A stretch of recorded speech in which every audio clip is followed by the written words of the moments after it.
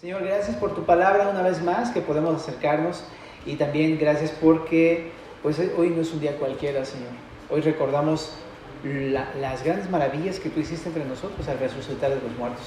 Te pedimos que a través de tu palabra nos ayudes a ver estos hechos, a entenderlo, y habla a nuestros corazones. Te lo pedimos en el nombre de Jesús. Amén.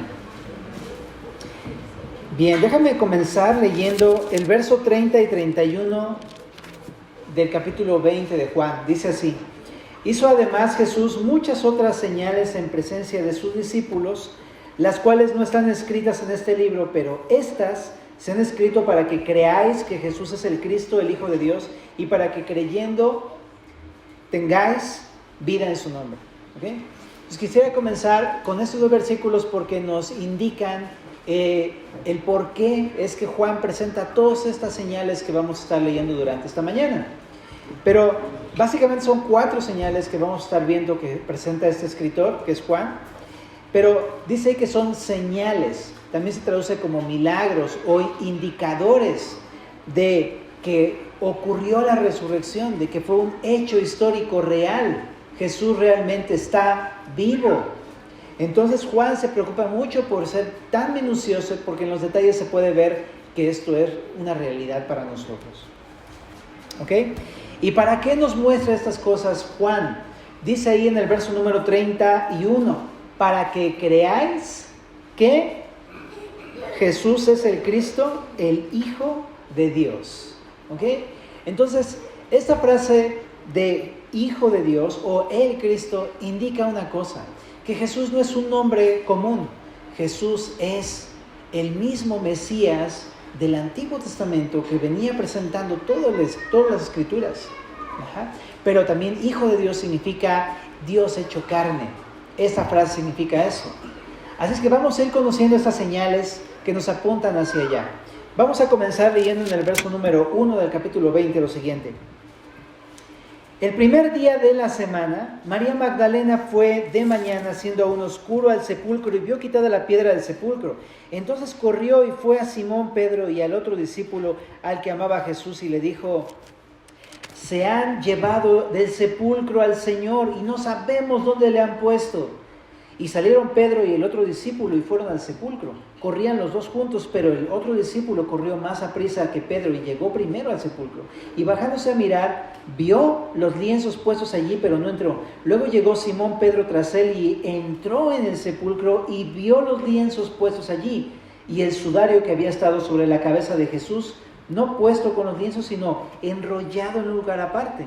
Entonces entró también el otro discípulo que había venido primero al sepulcro y vio, y ¿qué dice?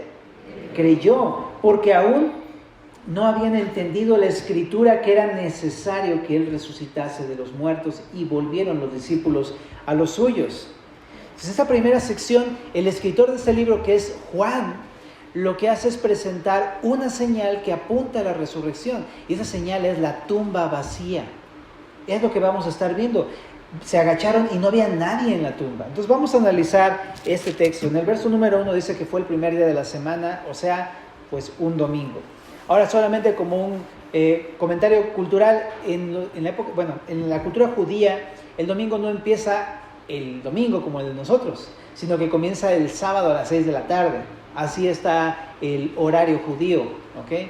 Entonces, se refiere a la mañana del domingo, ¿ok? No al anochecer del sábado. Bueno, pero ahora es importante, ¿no?, mencionar que aunque ya hubieron 2 hombres que prepararon el cuerpo de Jesús, estos 2 hombres fueron Nicodemo y José de Arimatea. En el capítulo 19 lo puedes leer. Y lo prepararon con 34 kilos de mirra y aloes, como se acostumbraba en las preparaciones de los cuerpos judíos. Hubieron mujeres discípulas de Jesús que consideraron que no era suficiente esta cantidad para la preparación correcta o digna del cuerpo de Jesús.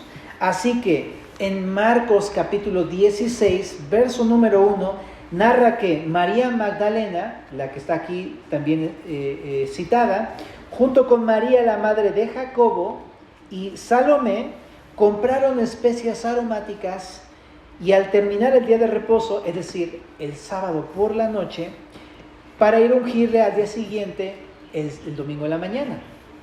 ¿Ok? Así fueron los sucesos de la compra de estos ungüentos. Y el domingo, aquí dice en Juan, capítulo 20, el verso número 1, que María Magdalena fue de madrugada a ungir el cuerpo de Jesús, a preparar el cuerpo de Jesús. Ahora, ¿quién es María Magdalena? ¿Verdad? ¿Ok? De entrada te quiero decir que no es la novia de Jesús, ¿no? Ni ese tipo de historias que luego son inventadas, ¿verdad? Y son, por supuesto, evangelios apócrifos, sino que María Magdalena es una mujer de quien Jesús echó fuera 7 demonios. Eso está en Lucas capítulo 8, verso número 2, y pues por lo tanto ella se convierte al Señor en una discípula, ¿no? Entonces, pues ¿cómo no? Ella experimentó en su propia vida la salvación de Dios. Yo no sé lo que ha de ser eso, tener demonios en tu cuerpo literal, que te posean y te hagan hacer cosas, ¿no? Esta mujer tenía 7 demonios y Jesús la sanó. Y Jesús se reveló a la vida de esta mujer. Y ahora esta mujer la ves hasta el final fiel, ungiendo el cuerpo, porque para ella era todo, significaba todo en su vida Jesús. Así que esto hace María Magdalena. Pero no fue sola. Aunque Juan se centra en María Magdalena, realmente en Lucas 24, capítulo 24, verso 10, Mateo 27, 56 y Marcos 16, verso 1, dice que fue también con una mujer llamada Juana, con María, la madre de Jacobo y de José, que a la luz de Mateo 13, verso 55, se sabe que es la madre de Jesús, o sea, María, la madre de Jesús, y también fue Salomé. Estas mujeres, entre otras, fueron a ungir junto con María Magdalena el cuerpo de Jesús el domingo en la mañana. Ahora, dice que fueron al sepulcro de Jesús. Pero es muy interesante que cite a María Magdalena porque ella, María Magdalena, junto con María la madre de Jacobo, que dijimos que es María la madre de Jesús, ¿sabes que fueron testigos de la sepultura de Jesús? Eso está narrado en Marcos capítulo 15, verso 47 y Mateo 27, verso 61. O sea, ellas dos, María Magdalena y María la madre de Jesús, vieron dónde colocaron el cuerpo de Jesús. Sabían dónde estaba ubicada perfectamente el sepulcro de José de Arimatea, porque él fue el que le regaló esta tumba a Jesús. Entonces, déjame decirlo así, no se equivocaron de sepulcro, porque hay una ataque hacia la Biblia, ataque hacia la resurrección, que dice, es que se equivocaron de tumba, por eso es que no estaba el cuerpo. No es cierto. Aparte, déjame decirte más cosas, pero Jerusalén no es como en México. En México te pierdes en donde sea, o sea, te pierdes en tu propio barrio. O sea, está así de grande México, ¿no? Y igual, a mí una vez pasé que me perdí en Santa Fe y aparecí en el centro y dices, ¿por qué? ¿No? Bueno, ok, así sucede. Pero Jerusalén es mucho más pequeño. Y estas mujeres llevaban viviendo en Jerusalén toda su vida. Entonces, ¿sabes? No se perdieron, no se les perdió el sepulcro, no se equivocaron de lugar. Era exactamente ese lugar, ahí fue donde metieron a Jesús y ahí fueron a ungir el cuerpo. Pero ¿qué sucede? Que cuando lleguen, dice en el verso número 1 que vieron quitada la piedra. O sea, cuando sepultaban a las personas, no eran como los sepulcros del día de hoy que se hacía un hoyo en la tierra, sino que más bien eran cuevas. Y la cueva donde pues, sepultaron el cuerpo de Jesús es una cueva donde se puso una piedra enfrente para tapar la entrada. Eso era común de hacer en los sepulcros. Pero cuando se tapaban las sepulturas, no se tapaban con una piedra pequeña, de una gran roca. Estamos hablando de unas dimensiones muy grandes que solamente podía ser empujada por varios hombres y fuertes, así como los de Semillas Uyemil. Pero aparte se encajaba en una ranura en el piso y pues no era fácil. Pero dice ahí que cuando llegaron no estaba la piedra. Ahora, en Mateo 28, lo puedes leer en casa, pero en los primeros versículos dice que realmente fue un ángel el que quitó la piedra. Y no estamos hablando de una persona que le dijeran que se llamara ángel, ¿no? Ahí Angelito movió la piedra. No, sino que estamos hablando de que hubo un ángel literal. Realmente un ángel descendió, ahí en el texto de Mateo lo encuentras. Mateo 28. Y dice que cuando descendió hubo un gran terremoto porque quitó la piedra del sepulcro. ¿Okay? Y dice que también los guardias del temor ante la apariencia de estos ángeles cayeron desmayados como muertos. Entonces, yo no quisiera estar en los zapatos de los guardias y ver algo así, ¿no? Porque seguramente alguien que está en la presencia de Dios debería ser igual de majestuoso e imponente que el Señor, ¿verdad? Bueno, entonces, es ilógico que ellas hayan quitado la piedra. ¿Estás de acuerdo? Y más porque, no solamente no quiero decir que las mujeres sean débiles o algo así, pero, ¿cómo te explico? Cargar una roca de ese tamaño, no, pues no es como para que la quiten tu mamá y tus 2 hijas, ¿no? O sea, no.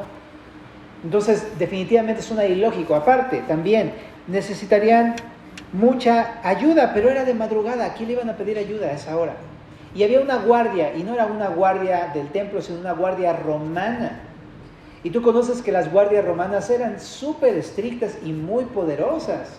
No por nada la guardia de los romanos llegaron a tener el ejército más poderoso del mundo en aquella época, ¿verdad? Y tenían una promesa, un juramento de muerte. Si fueran infieles al César o desobedecieran las órdenes de sus centuriones, morían, los mataban. Entonces, suena totalmente ilógico que unas mujeres fueran a robar el cuerpo de Jesús. O incluso los discípulos, por más fuertes que fueran, que dijimos que, aunque eran bien fuertes, nada que ver, porque en los evangelios vemos sus debilidades, no podían enfrentarse a una guardia romana. Entonces, el cuerpo no fue robado. Es una evidencia de esto. No fue robado, no se equivocaron de tumba. Ahora, dice que cuando María Magdalena, dice el texto, cuando vieron que no estaba la roca, entonces se asombraron porque vieron adentro y no estaba el cuerpo. Entonces, imagínate qué imponente escena, porque ahí donde estaba Jesús ahora no está Jesús, y encuentras ahí los guardas tirados, y encuentras la piedra removida. No está el cuerpo, la tumba está vacía. Y hasta el día de hoy, déjame decirte, nunca se encontró el cuerpo de Jesús. Pues por supuesto, Jesús resucitó de los muertos. Ahora, María Magdalena corrió y dio aviso. ¿A quién? A Pedro y a Juan, que eran 2 discípulos como de los más cercanos de Jesús. Y vienen corriendo, y dice el texto un poco chusco, porque dice que Pedro corrió, pero Juan corrió más rápido, ¿no? Y llegó primero al sepulcro. Y cuando van a buscar ahí, pues fueron a buscarlo porque María les dijo, es que se han llevado el cuerpo del Señor, ¿no? María, en paréntesis podemos decir que no tenía ni idea de lo que había pasado con el cuerpo, y ella no creía que Jesús habría resucitado de los muertos. Por eso está diciendo, se lo llevaron. Pero entonces van corriendo, los 2 discípulos, Pedro y Juan, llegan al lugar, ¿no? Y cuando llegan al lugar, entonces, está muy interesante porque nadie se ve que les haya dicho dónde estaba la tumba. Ellos sí sabían, y otra evidencia más de que no se equivocaron de tumba. Ahí sabía Juan dónde estaba, Pedro también sabía. Y encuentran con una escena muy, muy interesante. Están los lienzos de Jesús y está el sudario de Jesús que le habían puesto sobre la cabeza, enrollado en un lugar aparte. Ahora está sumamente interesante esto, fuera de los debates del manto de Turín y todas esas cosas, ¿no? Que se comentan luego mucho en las redes, pero fuera de eso, tú cuando te robas algo, ¿no? Bueno, espero que no te robes algo, pero si quisiera robarte el cuerpo de Jesús, o sea, no es como que digas, pues vamos a quitarle los lienzos y el sudario y lo enrollamos y dejamos todo así en orden. No, pues lo sacas corriendo y te llevas todo. Si se tratara de un robo, ¿verdad? Pero evidentemente entonces, al estar estos lienzos ahí, significa que no fue un robo. Fue algo ordenado. Y también te decía que había una guardia romana. Pero preguntémonos esto, ¿no? Si lo hubieran robado, por poner una situación demasiado extrema, ¿por qué entonces creer en algo que ellos mismos se inventaron? O sea, ¿por qué los discípulos estarían creyendo en algo mismo que ellos mismos están inventando? Que se robaron si se roban el cuerpo, están diciendo resucitó de los muertos. ¿Por qué? No tendría sentido en absoluto. Ahora, todavía más allá. ¿Por qué? Si esto fuera inventado por los discípulos, ¿por qué morir como mártires al final de sus vidas? No tiene tampoco sentido, porque el único que sobrevivió fue Juan, pero todos los demás murieron martirizados. Pedro, Jacobo, Andrés, todos ellos los mataron, lo sabemos por la tradición. ¿Por qué morir por una mentira? Nadie hace eso. Si mueres es porque crees que sabes que en lo que estás creyendo es cierto. Entonces estos hombres, precisamente, con este asunto solamente del sudario y de los lienzos, te está mostrando el texto que fue real. Y que lo que creyeron es algo que ellos estaban plenamente convencidos. Ahora, en el verso 8 leímos que dice que entró el discípulo, el otro discípulo que también se nombra en el verso número 2, que era el discípulo al cual Jesús amaba. Este es Juan. ¿Cómo lo sabemos? En el capítulo 21, verso 24, él mismo lo dice. El escritor de este libro dice: este es el discípulo que da testimonio de estas cosas y escribió estas cosas. Entonces Juan mismo se identifica como ese discípulo al que Jesús amaba y habla de sí mismo en tercera persona. Es él, pero realmente pues es él, ¿no? Si se entiende, ¿verdad? Pero es Juan el apóstol, ¿verdad? Ese es el discípulo al que Jesús amaba. Pues al menos eso dice el texto. Pero ahora, no significa que Jesús no amara a los demás, sino que como tú y como yo, cuando Jesús toca nuestros corazones, también lo sabemos. Podemos decir de eso de nosotros mismos. Yo soy aquel a quien Dios ama, ¿verdad que sí? Y es lo mismo que sentía Juan en su corazón. Porque aparte, Juan fue uno de los discípulos más cercanos de Jesús, siempre lo traía consigo, para todos lados, junto con Pedro y con Jacobo, a todos lados. Incluso en la transfiguración, les enseñaba aparte, se los llevaba a ciertos milagros aparte a ellos. Entonces, él seguramente pensaba, Jesús me ama tanto. Incluso se podría recostar sobre su pecho de Jesús en la cena. Así de cercano. Y por eso Juan tenía esta sensación de, a mí me ama más. Pero si le preguntáramos a Pedro, seguramente diría, no te equivocas, pero a mí me ama más. Y si le dijéramos a Andrés, no, ¿sabes qué? A mí me ama más. Eso es. Pero entonces Juan abre su corazón, se sentía amado por Dios. Y entonces dice que este discípulo al que Jesús amaba, entró en la tumba y ¿qué vio? Dice, vio todo. Y dice que cuando vio, creyó. Pero eso está muy interesante porque no creyó a ciegas, sino que él vio todo lo que estaba ocurriendo. ¿Cómo es posible que se haya llevado el cuerpo, pero están las lienzas ahí? Y cómo Jesús les había ya antes dicho que él iba a resucitar de los muertos. Y es más, chécate el verso número 9, dice, porque aún no habían entendido la escritura que era necesario que él resucitase de los muertos.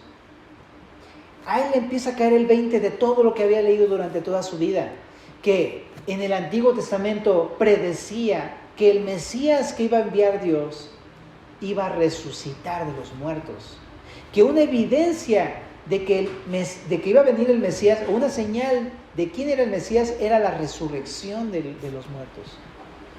Entonces, él empieza a caer el 20, dice el Antiguo Testamento que habría de resucitar, y resucitó, entonces es él, y le empiezan a llegar a su mente tantos y tantos pasajes que él había leído desde su infancia.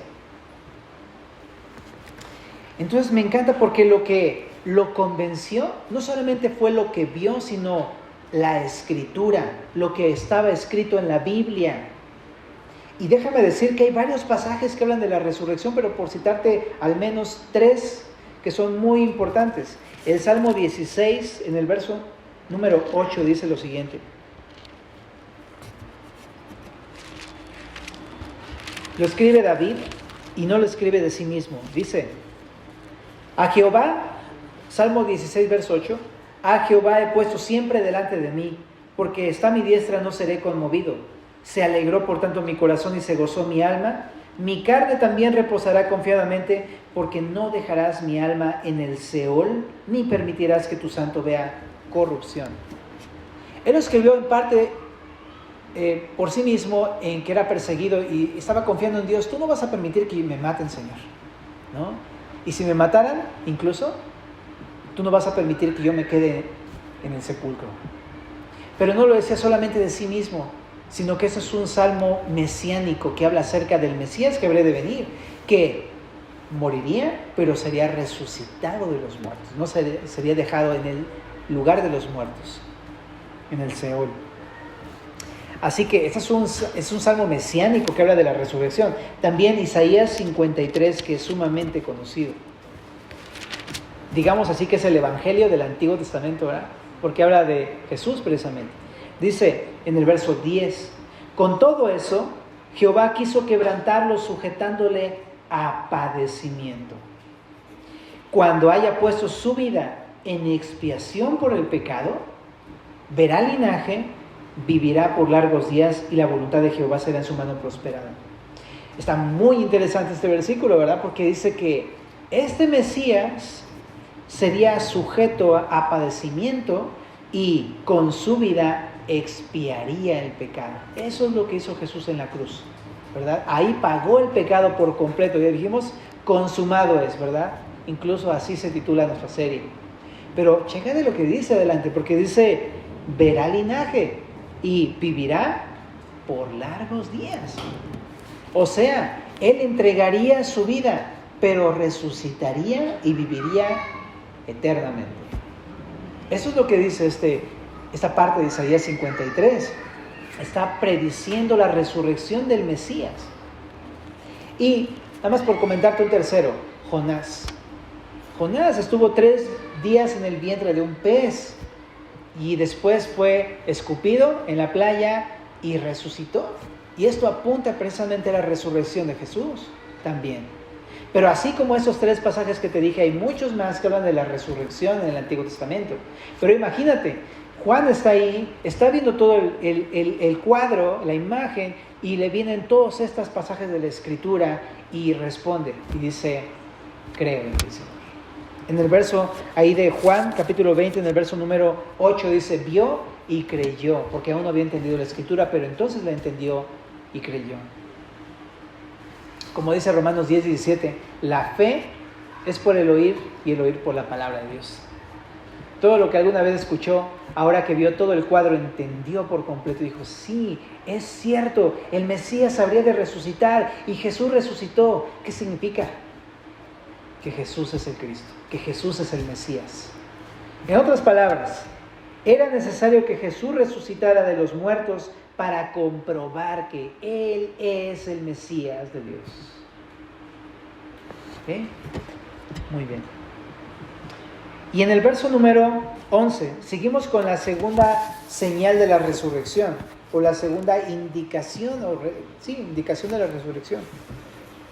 Ahora vamos a leer la aparición de Jesús a una mujer. Leamos, dice, pero María, ¿qué María? Porque en la Biblia hay un chorro de María, ¿verdad? Es María Magdalena, exactamente, en el verso número 18 también lo repite. María Magdalena estaba fuera llorando, ¿no? Que fue la que llamó a Pedro y a Juan. Estaba fuera del sepulcro llorando, y mientras lloraba se inclinó para mirar dentro del sepulcro, y vio a 2 ángeles con vestiduras blancas que estaban sentados el uno a la cabecera y el otro a los pies, donde el cuerpo de Jesús había sido puesto. Y le dijeron, mujer, ¿por qué lloras? Le dijo, porque se han llevado a mi Señor y no sé dónde le han puesto. Cuando había dicho esto, se volvió y vio a Jesús que estaba allí, mas no sabía que era Jesús. Jesús le dijo, mujer, ¿por qué lloras? ¿A quién buscas? Ella, pensando que era el hortelano, le dijo, Señor, si tú lo has llevado, dime dónde lo has puesto y yo lo llevaré. Jesús le dijo, María. Volviéndose ella, le dijo, Raboni, que quiere decir maestro. Jesús le dijo, no me toques porque aún no he subido a mi Padre, mas ve a mis hermanos y diles, subo a mi Padre y a vuestro Padre, a mi Dios y a vuestro Dios. Fue entonces María Magdalena para dar a los discípulos las nuevas de que había visto al Señor y que Él le había dicho estas cosas. Entonces la segunda señal que escribe Juan, aparte de la tumba vacía, es la aparición de Jesús a una mujer llamada María Magdalena, ¿no? Entonces, ¿quién es esta mujer? Bueno, para empezar quisiera mencionar que estaba llorando, ¿no? Está importante, porque te decía, ella pensaba que se habían llevado el cuerpo del Señor, lo mismo que ya vimos en el verso número 2. ¿Pero qué es esto? Simplemente mostrar que ella no creía en la resurrección. No creía en las palabras de Jesús que les había enseñado por 3 años, voy a resucitar. Entonces déjame decirle que esto es algo muy importante, porque esto de ser algo en contra de la veracidad del testimonio de esta mujer, es algo a favor de la veracidad del testimonio de María Magdalena. Porque para creer necesitaba que algo pasara realmente en su vida, que impactara su corazón y que ella fuera convencida de que efectivamente la resurrección de Jesús fue real. Si no, entonces no tendría sentido decirle a todos Jesús resucitó cuando ella realmente no cree nada de eso.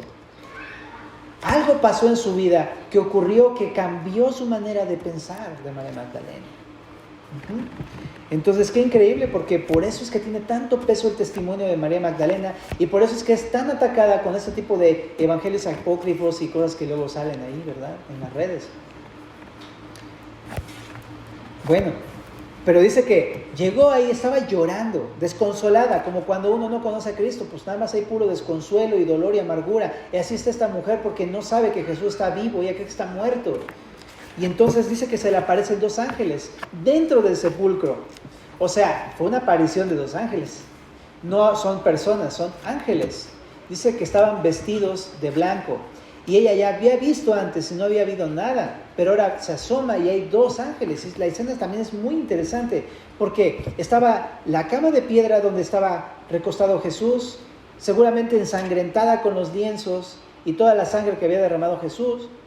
Pero a los lados, a la cabecera y los pies están 2 ángeles. ¿No te recuerda a algo que vimos en Éxodo dentro del tabernáculo? Sin duda nos recuerda al arca del pacto. ¿Te acuerdas del arca del pacto? El arca del pacto era así como una caja de oro con una tapa que era el propiciatorio donde Moisés debía de derramar la sangre del sacrificio, y que esa tapa tenía 2 querubines viendo hacia abajo. Es exactamente la misma escena. ¿Y qué es lo que estamos viendo? El cumplimiento de lo que antes ya había mostrado Moisés, que más tarde este Mesías con quien se relacionaba el pueblo de Israel sería muerto, su sangre sería derramada sobre el propiciatorio y habría 2 ángeles a sus lados. Y ahora María ve la escena, pero no le cae el 20 todavía. No le cae el 20 a María Magdalena.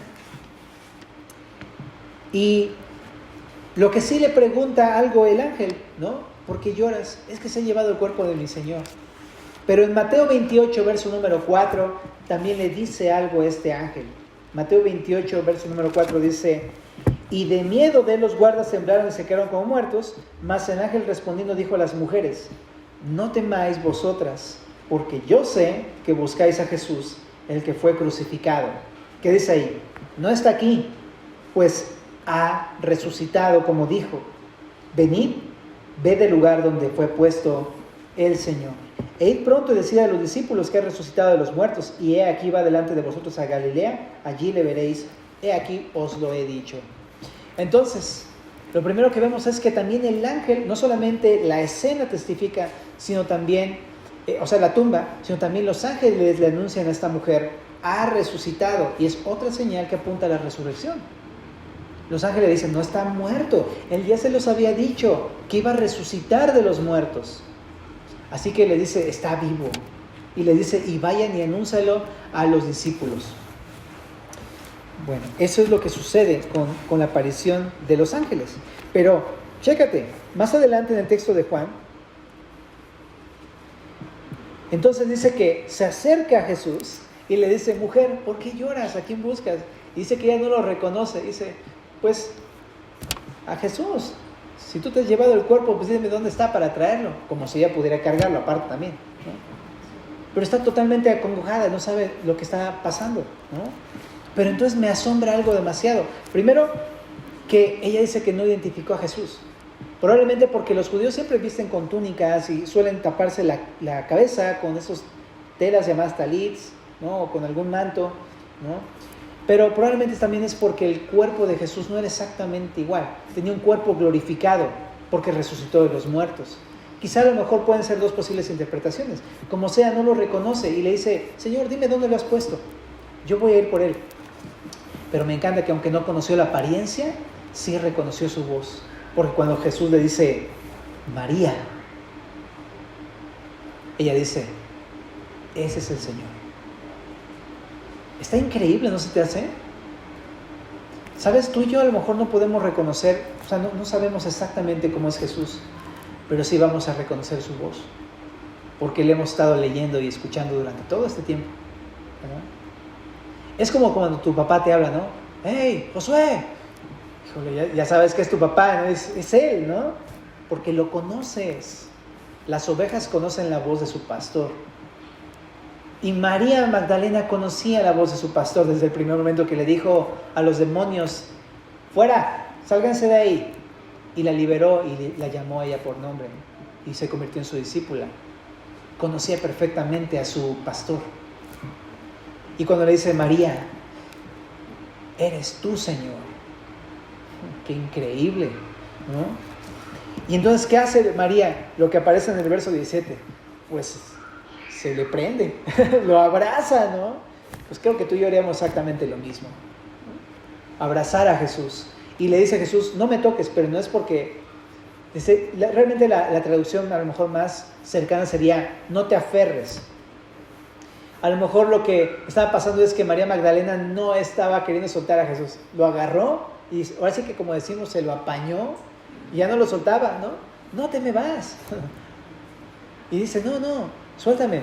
¿Por qué? Porque dice aquí adelante: porque aún no he subido a mi Padre. Lo que está anunciando es que más adelante Jesús va a ascender a los cielos. Esto ocurre en Hechos capítulo número 1, donde asciende a los cielos delante de todos sus discípulos.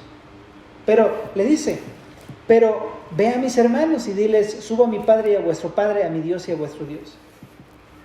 ¿No? Pues me encanta porque hay algo que está pasando aquí. Ya no está diciéndole a sus discípulos, les está llamando hermanos. Porque Jesús está cambiando su relación con ellos. ¿Por qué? Porque ahora van a creer en Jesús. Y ahora no solamente va a ser un Raboni, un maestro, ahora va a ser su mismo Dios. Y relación con ellos va a cambiar. Era Dios, ahora va a ser su Padre. Ahora era un Dios, ahora va a ser su Dios. Porque ellos van a creer en Jesús a partir de la resurrección. Y por eso le dice: dile a mis hermanos, porque ahora son parte de la familia de Dios. Todo aquel que cree en Cristo es parte de la familia de Dios. Juan 1:12 lo dice, ¿verdad?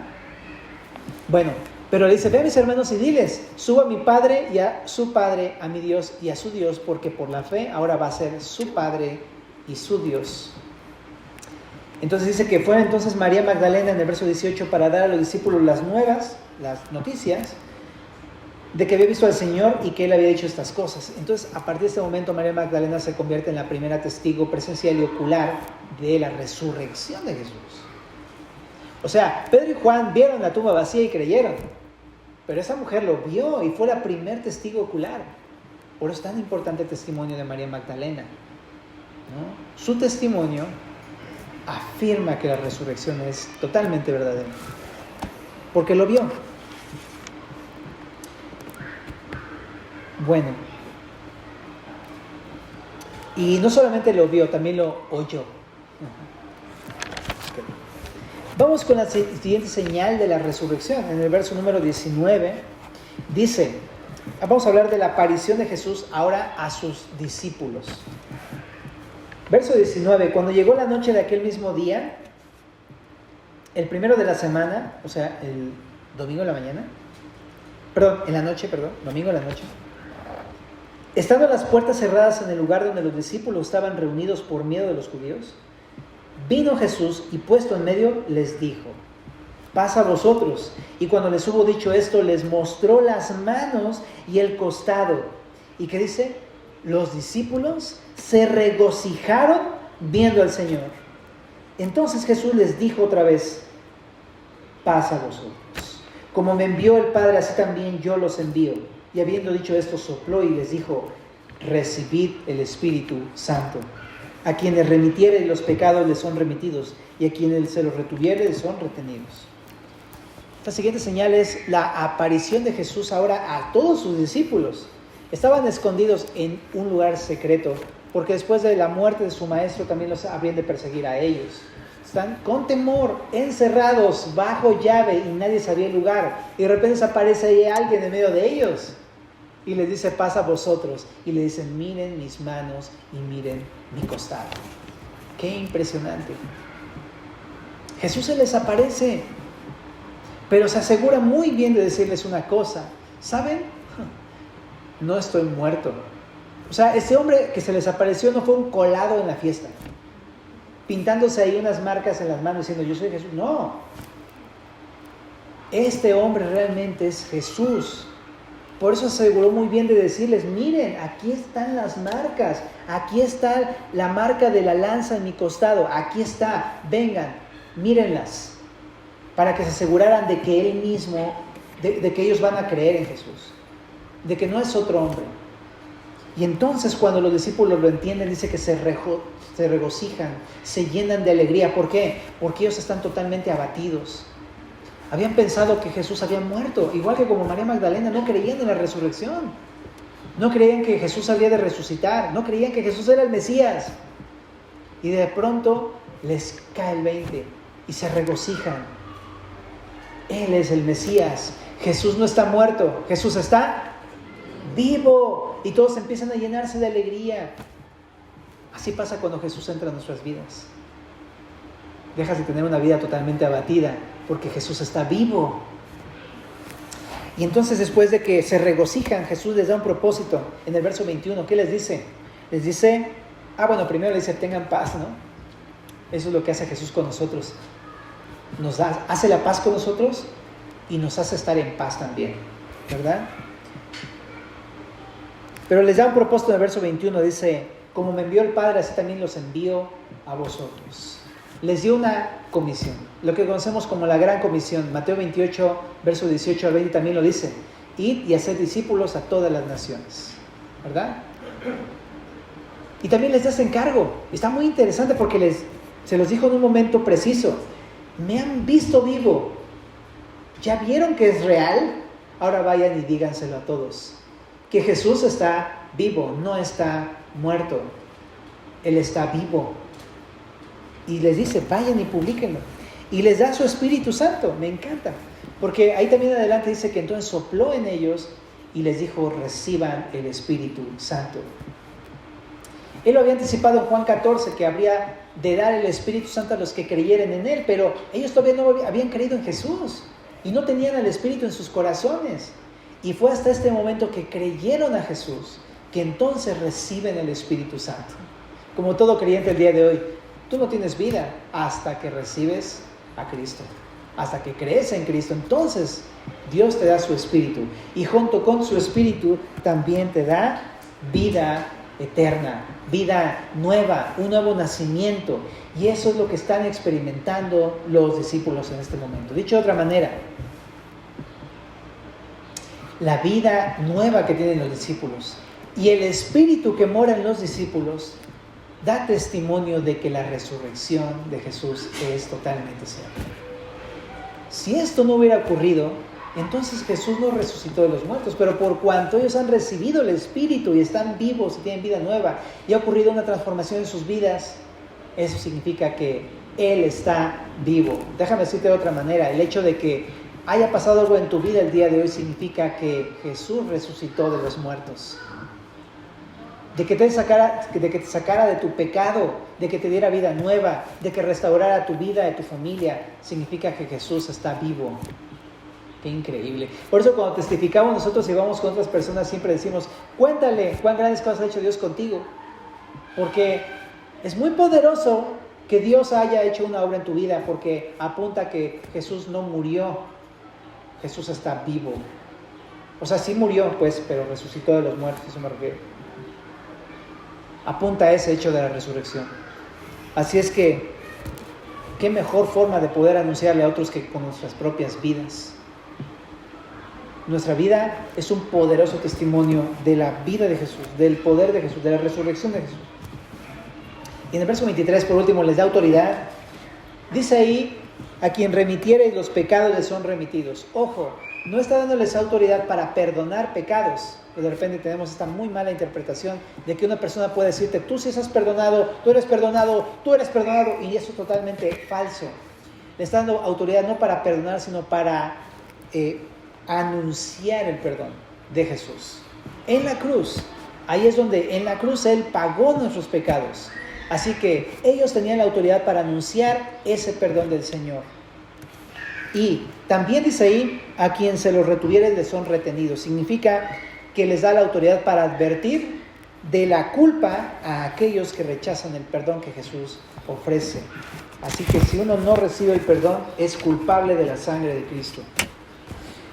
Y por último, en el verso número 24, el último testimonio o la última señal de la resurrección, dice así: pero Tomás, uno de los 12, llamado Dídimo, no estaba con ellos cuando Jesús vino. Le dijeron pues los otros discípulos: al Señor hemos visto. O sea, ¿dónde estabas, Tomás? ¿No? Pobre Tomás, ¿no? Qué difícil ha de haber sido ese momento, qué frustrante. Dice, él les dijo: no, si no viera en sus manos la señal de los clavos y metiera mi dedo en el lugar de los clavos y metiera mi mano en su costado, no creeré. Como decimos nosotros, hasta no ver, no creer. A mí me lo tienes que demostrar, si no, no te creo eso que me estás diciendo. Y en el verso 26 dice: pues 8 días después estaban otra vez sus discípulos dentro y con ellos Tomás. Llegó Jesús, estando las puertas cerradas, y se puso en medio y les dijo: paz a vosotros. Luego dijo a Tomás, qué fuerte, ¿te imaginas? Están todos viendo a Jesús y de repente está Tomás y se le acerca y le dice: Tomás, qué fuerte. Ponte en los zapatos de Tomás. Y dice: pon aquí tu dedo y mira mis manos, y acerca tu mano y métela en mi costado. Ahora, yo no sé si Tomás se atrevió a hacer esto, pero definitivamente que Jesús le dijo: mira, ¿me habías pedido esto? Hazlo. Si eso es lo que tienes que hacer para creerme, hazlo. Toca mis heridas, toca mi costado. Y dice: y no seas incrédulo, sino creyente. Como diciendo, pruébame, toca, palpa.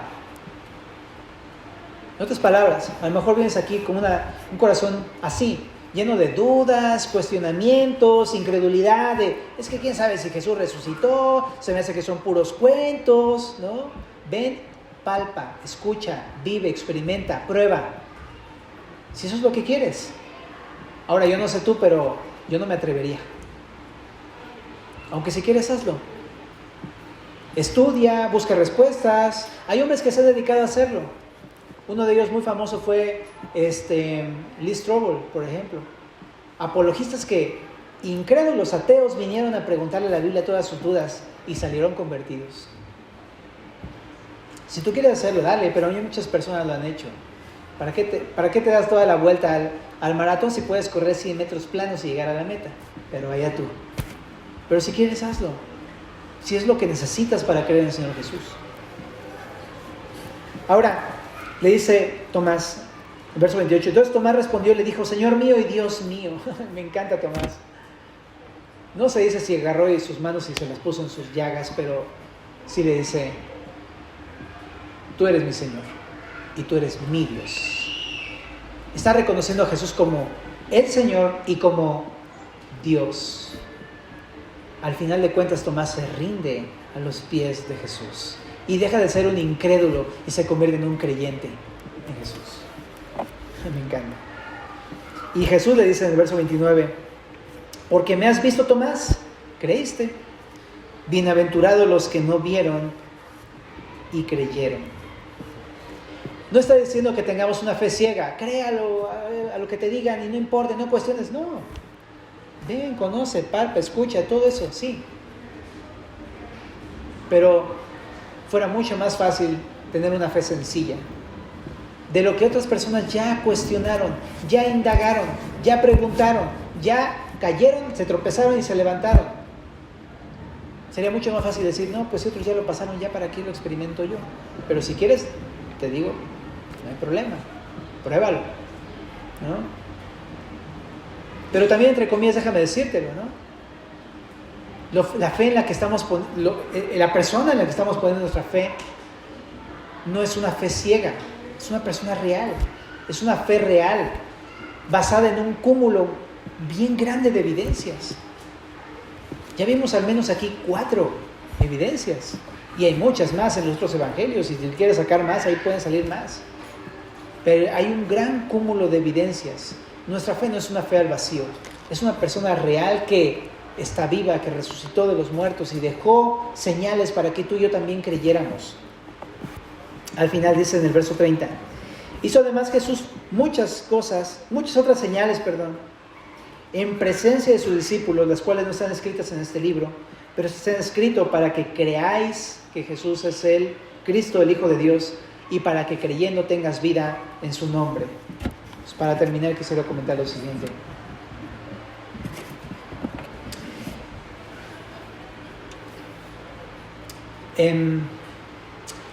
Puede ser que hayas escuchado de Jesús, seguido a Jesús unos años, como los discípulos. Puede ser que estés cuestionando a Jesús, que tengas un acercamiento. Puede ser que incluso hayas estado pues muy de cerca con Jesús y aún así no creas que Jesús haya resucitado de los muertos. Y la resurrección es una base de la fe, porque es la comprobación de que Jesús es el Mesías. Por eso decía Pablo que la resurrección, sin la resurrección nuestra fe es vana, porque esa es la comprobación de nuestra fe. Estamos creyendo en un hecho histórico, no en una fábula, no en un cuento. Hay evidencias sólidas de la resurrección de Jesús que apuntan hacia Jesús. Entonces quiero decirte una cosa: si aún no has creído que Jesús está vivo, que Él resucitó de los muertos, este es el momento que tienes que tomar tu decisión de creer en Él. Y la invitación de Juan es bien sencilla. Todas estas cosas que leemos hoy es para que creas que verdaderamente Jesús es Dios, que Jesús murió en una cruz, pero resucitó entre los muertos. Ahora también quiero decir otra cosa. Deja de ser un incrédulo. Deja de cuestionar la palabra. Deja de cuestionar todo lo que Jesús hace o lo que dice en la palabra. Es verdad. Deja de luchar contra la verdad. ¿Cuántos años más vas a estar luchando en contra de la verdad? Para que dentro de 40 años digas, todo era verdad. ¿Para qué desperdicié toda mi vida en estar cuestionando lo que realmente es cierto en la palabra? No pierdas tu tiempo. Entrégale tu vida al Señor Jesucristo. Tu confianza completa, como lo hizo Juan, que creyó, que depositó su confianza completa en Jesús, como María Magdalena, que terminó diciéndole, Jesús eres tú. Como los discípulos que al final se regocijaron, como Tomás, que al final dijo, tú eres mi Señor y mi Dios. Entrégale tu confianza completa a Jesús. Deja de dudar en el Señor Jesús. ¿Te parece si cierras tus ojos, por favor? Quisiera hacer una invitación. Yo sé que muchos de los que están acá ya han escuchado el Evangelio, la Biblia, pero quisiera hacer una invitación una vez más en este servicio.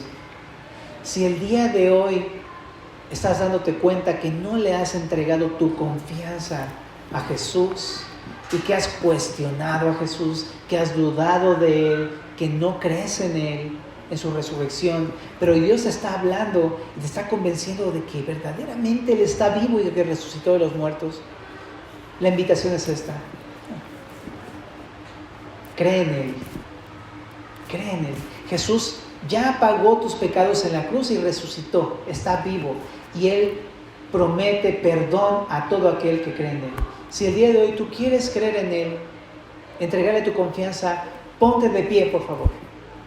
Al ponerte de pie estás reconociendo, yo creo en ti, Señor Jesús. Si tú nunca lo has hecho, levántate, que Dios les bendiga. ¿Alguien más se quiere poner de pie? Gloria a Dios, que Dios te bendiga. ¿Alguien más se quiere poner de pie para recibir el perdón del Señor en esta tarde? Te repito, a lo mejor ya es una cosa que has escuchado durante años, pero aún así no has depositado tu confianza en Jesús. Hoy puedes hacerlo, ponte de pie. Que Dios te bendiga. Gloria a Dios. ¿Alguien más se quiere poner de pie? Porque Jesús solamente pide una cosa. No dice, compón tus caminos y luego ven a mí. No, dice, cree en mí y vas a recibir el Espíritu Santo. ¿Alguien más quiere recibir el perdón de Dios? Gloria a Dios, que Dios te bendiga. ¿Alguien más? Recuerden que las puertas están abiertas, es gratuito. ¿O vas a quedarte esperando 40 años? Voy a hacer esta llamada por última vez. ¿Alguien más quiere recibir al Señor en esta tarde? Que Dios te bendiga. Gloria a Dios. Si te has puesto de pie, simplemente estás reconociendo, creo en ti, Señor Jesús, te voy a entregar mi confianza. Déjame animarte a hacer una oración, porque la palabra también dice que si confesares con tu boca que Jesús es el Señor y creyeres en tu corazón que Dios lo levantó de los muertos, serás salvo. ¿Qué quiere decir? Que necesitas creer en tu corazón, pero también necesitas reconocerlo públicamente. Entonces voy a guiarte en una oración para que lo reconozcas públicamente. Dile con todo tu corazón: Señor Jesús, te pido perdón por mis pecados y también te pido perdón por no haber creído en ti antes, pero en este momento te entrego mi confianza. Creo que tú eres el Señor, que moriste por mis pecados, que los pagaste por completo y que estás vivo, Señor, y te entrego mi corazón y recibo la vida eterna y tu Espíritu Santo en el nombre de Jesús. Amén. ¿Por qué no les damos un aplauso a los hermanos que están? Felicidades, chicos, pueden sentarse. Gracias. A los que se pusieron de pie, quiero recordarles lo que la Biblia dice, que si has hecho esta oración de corazón, estás arrepentido y crees en Cristo, dice la palabra que estás perdonado. Y no es algo que yo te diga, es algo que dice Jesús. Sábete perdonado, ve a casa con esa convicción de saberte amado y perdonado por el Señor, y te animo para que sigas conociendo a Jesús de aquí en adelante. ¿Sales? Reúnete con nosotros, lee tu Biblia, ora. Y a propósito, al final de la alabanza que vamos a tener, pasa para que te regalemos una Biblia, ¿no? Nos encantaría regalarte una Biblia y que pudieras comenzar a leerla. Bueno, antes de la alabanza final, vamos a adorar al Señor. ¿Tienes tu vasito?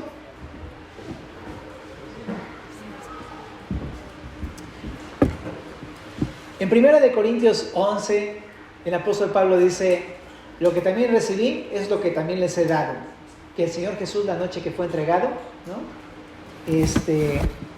También partió el pan y dijo: tomad, comed, esto es mi cuerpo que por vosotros es partido, haced esto en memoria de mí. Lo que está diciendo es que antes de entregar su vida el Señor Jesús en la cruz, tuvo una cena con sus discípulos y les dijo: nunca se olviden de lo que voy a hacer por ustedes en la cruz, porque por ese sacrificio es que ustedes pueden tener el perdón y la vida eterna. Cuando coman ese pan o esa galleta, recuerden que yo pagué por sus pecados. Entonces, ¿qué te parece si oramos para ese momento? También la palabra dice que nos examinemos a nosotros mismos y veamos si hemos pecado. Si has pecado en la semana o en el mes, pídele perdón al Señor Jesús. ¿Oramos juntos por eso? Señor, hemos pecado, Señor. Si pasamos la lámpara de tu palabra a través de nosotros, Señor, seguro que encontramos algo. Seguro que encontramos pecado en nosotros. Por eso te queremos pedir perdón por aquellos pecados que hemos cometido en los últimos días, Señor. Reconociendo que somos pecadores y que no somos buenos, sino totalmente malos, Señor. Pero también reconocemos que tú entregaste tu cuerpo para pagar nuestros pecados. Y te recordamos y te celebramos en este día. Comamos juntos el pan. Asimismo tomó también la copa después de haber cenado, diciendo: esta copa es el nuevo pacto en mi sangre. Haced esto todas las veces que la bebiereis en memoria de mí. Lo que está diciendo Jesús es lo siguiente: ahora yo voy a hacer un compromiso con ustedes. Ya no va a depender de la ley, sino va a depender de mi fidelidad. Ese es mi compromiso con ustedes. ¿Y cómo lo selló? Con su sangre. Y el jugo representa eso, el sacrificio hecho por nosotros en la cruz. Bebamos todos de la copa. Así pues, todas las veces que comiereis este pan y bebiereis esta copa, la muerte del Señor anunciáis hasta que Él venga. Jesús está vivo y va a regresar, ¿verdad? ¿Cuántos dicen amén? Amén.